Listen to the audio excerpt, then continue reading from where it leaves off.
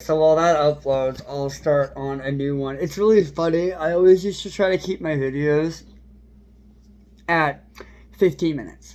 Because 15 minutes is, and this is me showing my hyperfixations with statistical data and scientific data.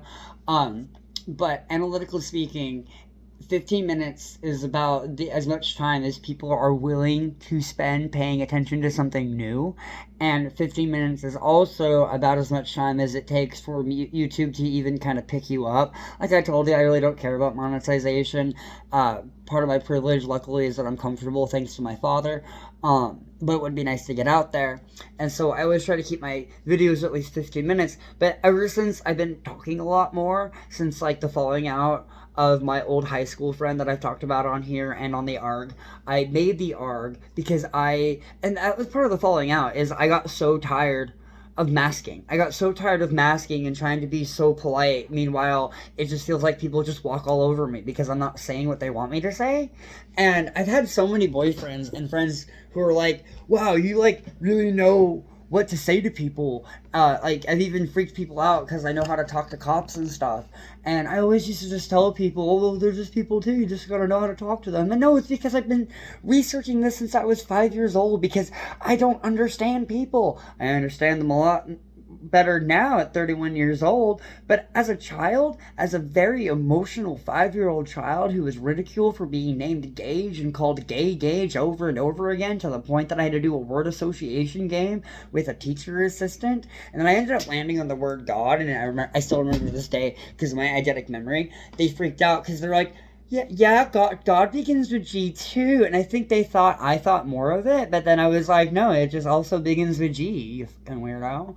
I had that thought a lot about a lot of adults when I was younger. I was literally like Judy B. Jones meets Harriet the Spy back then, because it's like my family, my mom and my dad never kept anything from me. They even told me stuff about my extended families, and then when it came to any information or books, regardless if it was challenging, they would do their best to explain things to me because I would not rest until I would figure stuff out. Everything has a rhyme and a reason, even if that reason is insane, because sometimes people do things for no reason. You know, like how love can be irrational. But then, one of the things I really wanted to talk about, and it might turn into a long one, that's why I was making a new video, is ever since and again, I've been joking, it seems like I and every neurodivergent, autistic, non-binary, basically non-normal person is taking 2026 to be ours. We are done. Neurotypicals and other people are allowed to also join the bandwagon, like I've been talking about in the other videos, how I don't want to leave the other marginalized groups behind. I do know there's people who have it worse than myself, and so on and so forth. So not excluding them, but everyone's kind of fucking done. You know, we're all kind of fucking done. We all been trying to do our part, and I talked about this. I know that's why the older generations are kind of as angry as they are, because they were doing what they were told to do and doing what they thought was right, and somehow things got worse, and now we're all still doing what we think is right, and it's still getting worse because the fat cats and the motherfuckers up on top gotta keep lying to us and trying to use us like we're not worth a goddamn. Sorry, I'm not supposed to damn God. Sorry.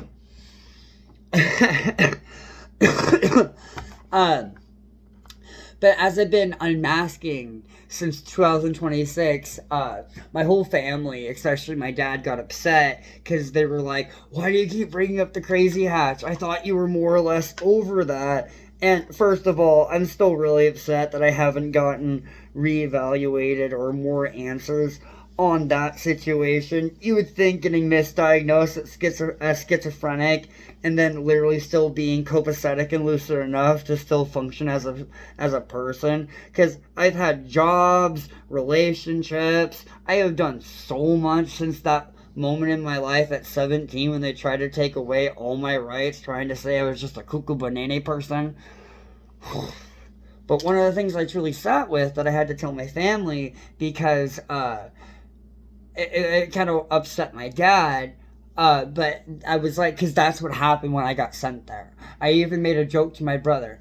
Yes, I wouldn't stop talking. like I have my whole life. And then 2, I couldn't stop making references and metaphors because I kept trying to explain everything that I've been explaining to them for over 14 years. I quote 14 years, but this has been ongoing since I was 9 or before I was 9. That's how annoying it is. And my whole family sees it, agrees with me, understands, blah, blah, blah, blah, blah. But I had to explain to my father and then that, no, there was a moment where I realized I was just being myself. And I got locked up, labeled, drugged. I talked about it on this channel and I talked about it on the ARG. They actually gave me mind-altering experimental drugs called Geodone, which one of the side effects is losing your memories. So I clung to my memories while playing the game Danganronpa and Pokemon, to the point where they actually kept threatening me that I would never get out of there, even though they said I was already never going to get out of there, so I thought that was a weird threat. You'll never get out if you don't put your games down and join group. Cause yeah, dude, they always kept telling me that I was just crazy now. I was gonna be like that for the rest of my life, and I'm sitting there trapped in my own mind because of the Geodone.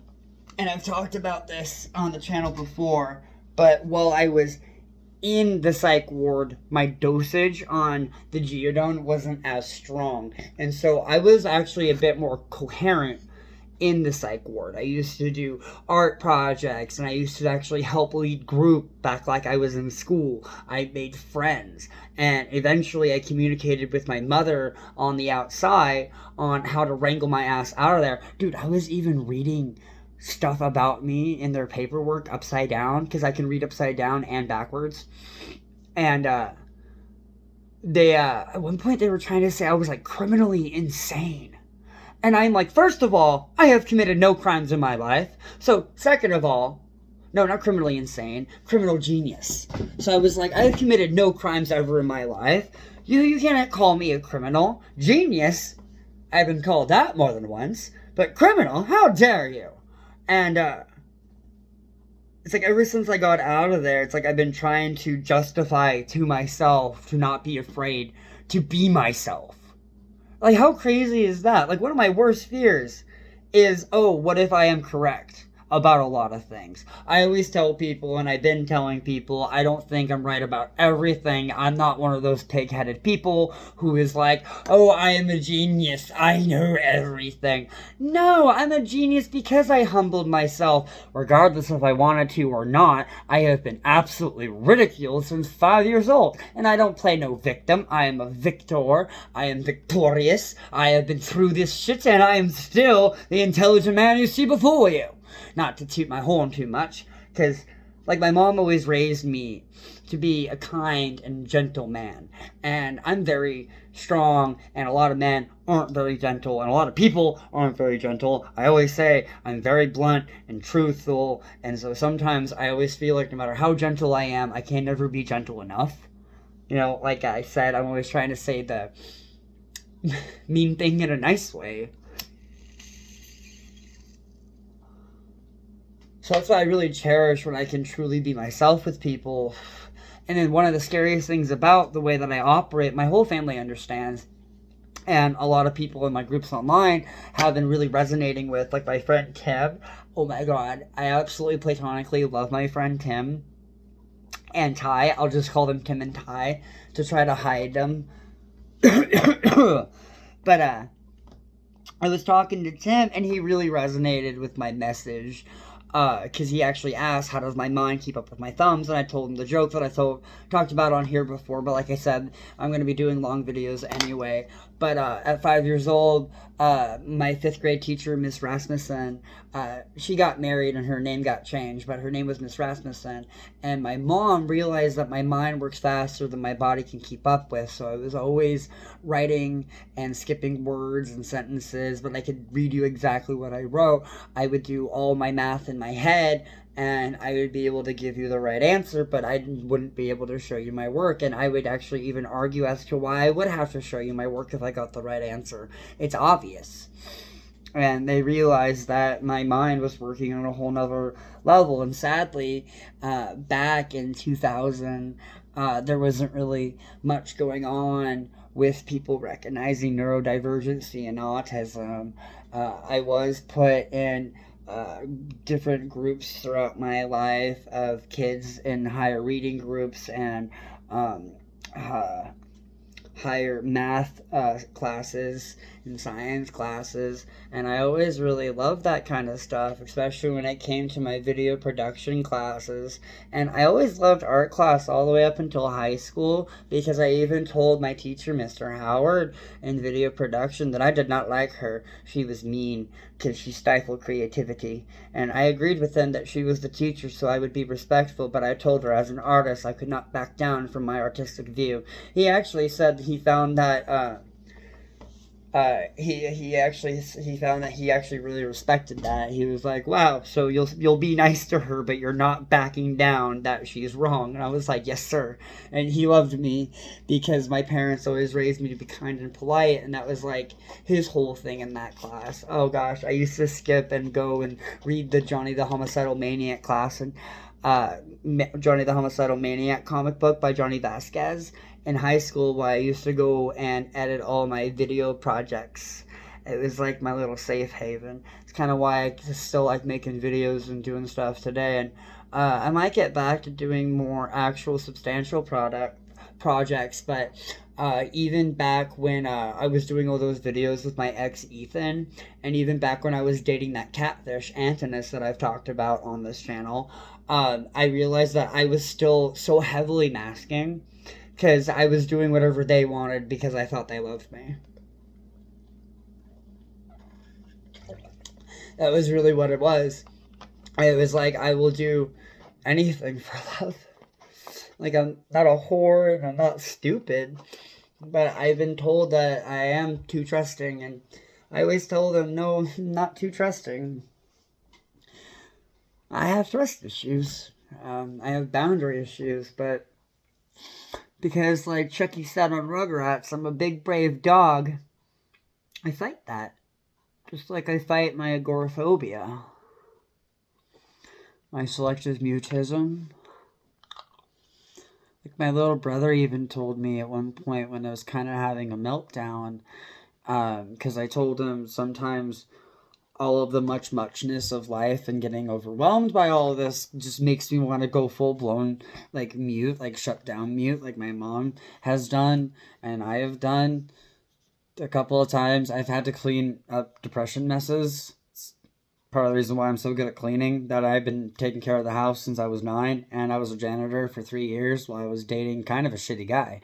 I think I've talked about him. I'm not sure. There's a lot to talk about. So I really like the holistic interconnectedness of everything, because, you know, people, that's basically the correct description for people in a nutshell, because you can't just look at a person and judge a book by its cover. No, you have to read the entire book of a person to actually truly understand them. And it's like that quote I read a lot and I see people sharing where it's like, I'm sorry, I'm not bite-sized. I hope you choke. I don't really hope people choke, but at the same time, no matter how small I make myself, and I've been talking about this a lot, I just like can't make myself small enough and digestible enough for people in such a way that like gives you a concise like full on like read of who I am. And then like basically I guess it takes too long for me to really get out exactly who I am, and so people always end up making these fucking judgment calls like I am supposed to just be a paranoid schizophrenic, when like first of all the only thing I'm paranoid about and fearful of is like basically normal fucking world stuff, you know, getting jumped, getting hit by a car like I have been.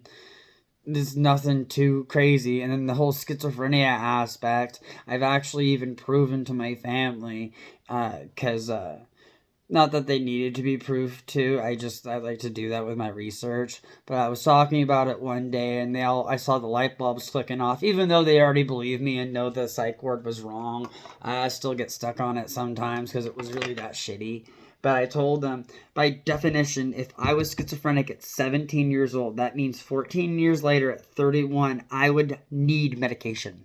I would be needing medication. I would literally be like, the walls are bleeding and the sky god are mad. You know what I mean? And like, my family and I even have like a code word. where when I start thinking kind of silly thoughts, as I call them, I'll even tell them, oh, hey, bear with me. I kind of have some silly, creative recalling, as another terminology I use with my cinema therapies when it comes to certain characters and stuff. I use media literacy or an introspection and outrospection in order to figure myself and other people out with my amateur psychology and social rhetoric. And with all of that comes the expression of Indra's net. I hope I'm saying that correctly, but it's the artistic interpretation of the interconnectedness of all of us. And essentially, it's like always been like this whole, like, chain of reflecting mirrors, or the mirror maze, because I reflect you, I copy you, monkey see, monkey do. They do that to fit in social standings. And as you do that, you adopt traits, rhetoric, material, stories. Honestly, it's how a lot of religions and history kind of goes, People A meet people B, and before you know it, they kind of created a people C. And as we gaze into these mirror maze, I think people get lost. And so, like, for instance, one of the biggest flaws that I've always really seen in myself and other people is I'll reflect your behavior because it seems justified if that's how you're going to be. And I know, on to some level, maybe back in the past, that wasn't very healthy of me. But at the same time, like I just said, you shot first. So often I've always wondered why, when people say such horrible things and then I decide to also say horrible things, why I'm judged for not turning the other cheek.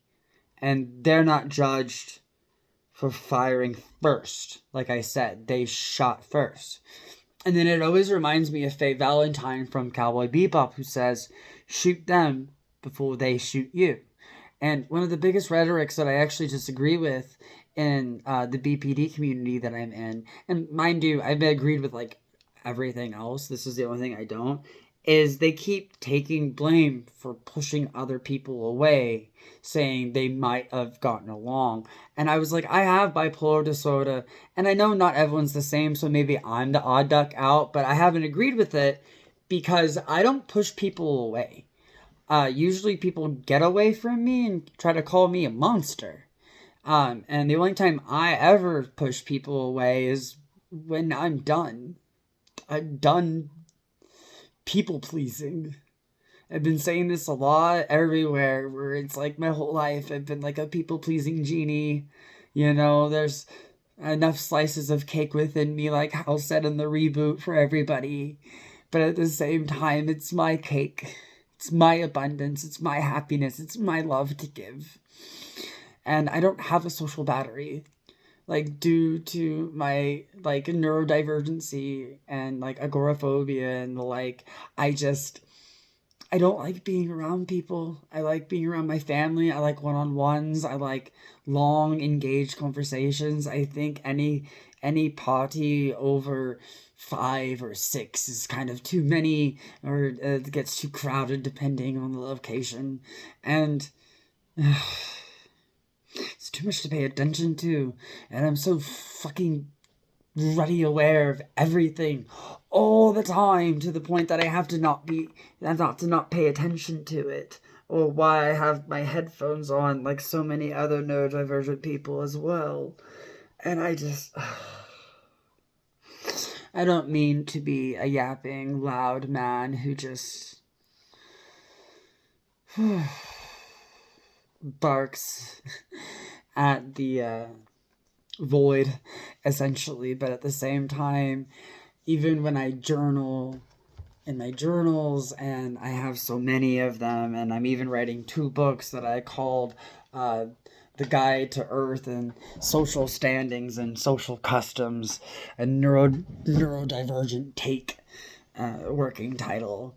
I really want to share my message and meet people of like minds who are so tired of being stifled by others. Like here's like a good example that I'm really, really tired of. And my family does not do this, right? But so many other people do, and I hate it. that I will explain something that I'm interested in, and then they'll explain it like I don't know anything about it. And don't get me wrong, there's been a few people who are like, "Oh, sorry, I just also like explaining things as neurodivergent as they are." But then some people will actually be like, "No, only I know about this topic, and you know nothing. You know nothing, even if it's your hyper interest or no, hyper fixation." I'll be like, "I've been in martial arts for 14 years. No, you liar. You don't know how to fight. You're not a second-degree black sash. Fuck you." And then I'm like, "Do you want to spar?" And they're like, "Yeah, sure, whatever." And I just avoid these people. Or they have like a few kernels of wisdom or facts that they remember and they just keep regurgitating that. And I'm not talking about your guys' hyperfixations where you're like super into trains or plants or knickknacks. No, you know a bunch of facts about those things. I'm talking about they literally can say 2 facts about a thing and are like, "Yeah, I remember stuff." And I know they might be just trying to impress me, but it's the back and forth I don't understand. I could let them do that, but when I try to do that, they are almost jealous, right? Or like I'm trying to show off. Meanwhile, no, I just info dump. Info dump. I'm an info dumper. That's what I do. I'm just like, "Did you know? Or did you hear? Did you want to know?" Sorry, I burped. And even right now, all I've had is cigarettes and some of this weed and this one drink, and I feel so euphoric and free and happy. I feel so carefree, and I'm just, oh god, I could almost cry. And it's the BPD showing, because it's like there's a moment of like security in myself. I'm not questioning myself. I don't feel like I need to be observed. Even when I'm doing these videos, I'm just kind of talking to myself in the void, just kind of getting it out, because I want to feel connected to my world, and these videos are a connection to my world. You know? You feel me?